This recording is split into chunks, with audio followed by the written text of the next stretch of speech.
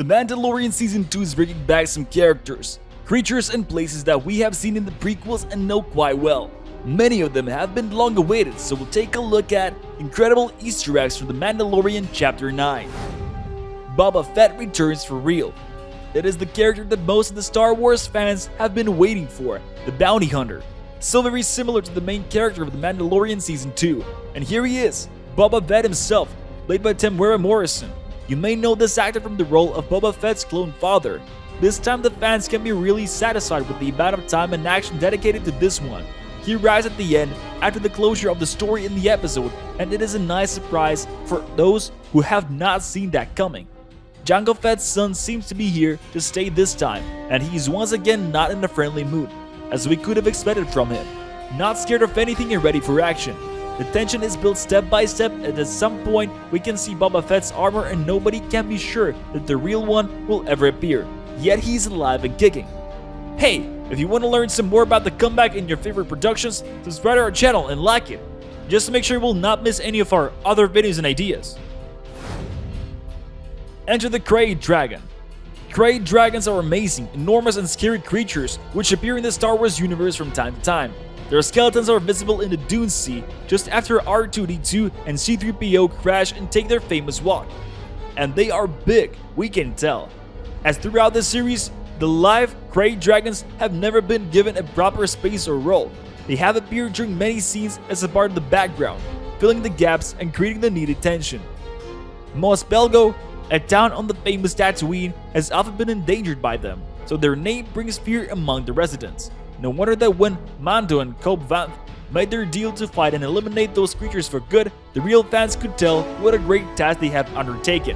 After all, even the Tusken Raiders were scared away by the single idea of Krayt dragons whole being on their way. This is how Obi-Wan was able to get rid of raiders during his adventures on Tatooine. But the Krayt dragons had one feature that made those creatures valuable: the pearls. That was the thing the Tusken Raiders were looking for in their remains, and at some point there is even a hint that the precious stones might be used to make the lightsabers, and that is what can make them gone down in Star Wars history for sure. Jabba's guards. In the whole story, there are places that an attentive viewer can recognize with ease. When Mando sets off to look for the Mandalorians, he gets to different locations that could be the remains from the previous parts. Let's take a look at the place where Mando meets the Abyssin. It seems really scruffy, but rather familiar. Isn't it the same cantina that we could watch in A New Hope? The atmosphere is gloomy and dangerous as in the underworld, and there are some fights going on in the background. If we look closely at the creatures in the ring, we can observe that this race was present in the Star Wars series in the past.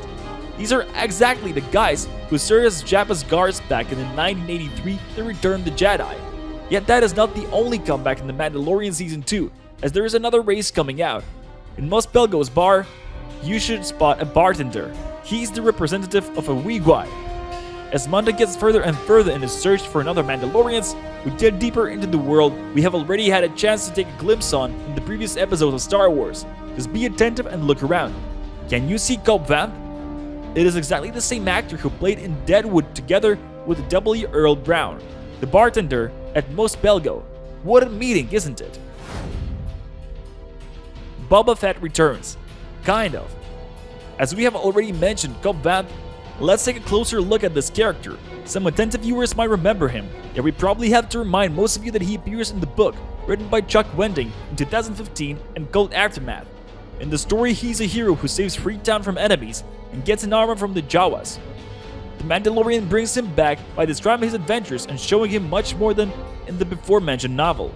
He meets up with Mando, and they make a deal, which says that Vanth have to give the armor back. It is not his, and it is obvious that it is the one which originally belonged to Boba Fett. In revenge, Mando declares to help him get rid of the Krayt dragons.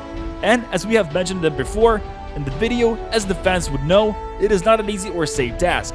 However, they make the deal and the story goes on. Boba Fett's spirit in the air, yet not all there. Another Easter egg that a lot of Star Wars followers will surely appreciate. Now this is pod racing. Now Mando and Cobb Vanth are traveling together, and if we see the machines they use during their journey, once again our imagination will take us back to the beginnings of the whole story. The Dune Sea is enormous, so the characters needed something fast to move around.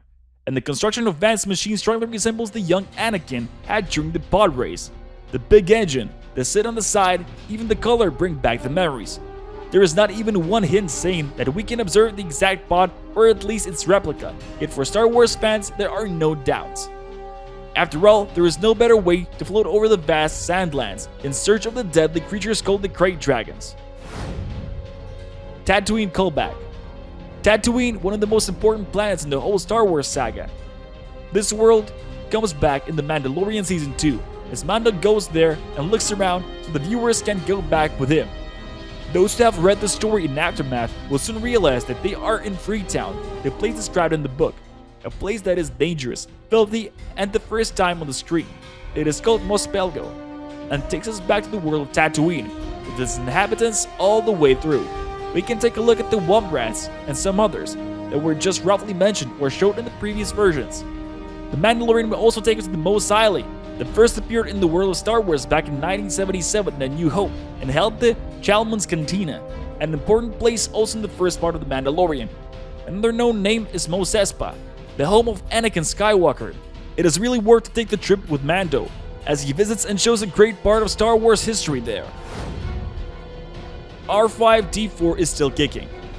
And the last but not least great comeback in The Mandalorian Season 2 is the robot called R5-D4. He was really close to being an important part of the story in the previous part of Star Wars, and he is the exact one droid that was chosen as first by the young Luke Skywalker for his family moisture farm. Unfortunately, just as it was making its way to the great future, it broke down and was replaced by adorable R2-D2 that the Star Wars saga could never do without. Yet R5-D4 gets its second chance to appear in The Mandalorian, as we can see it on the planet of Tatooine. Patty Moto is not very fond of it, yet still he is there among the droid in her hangar.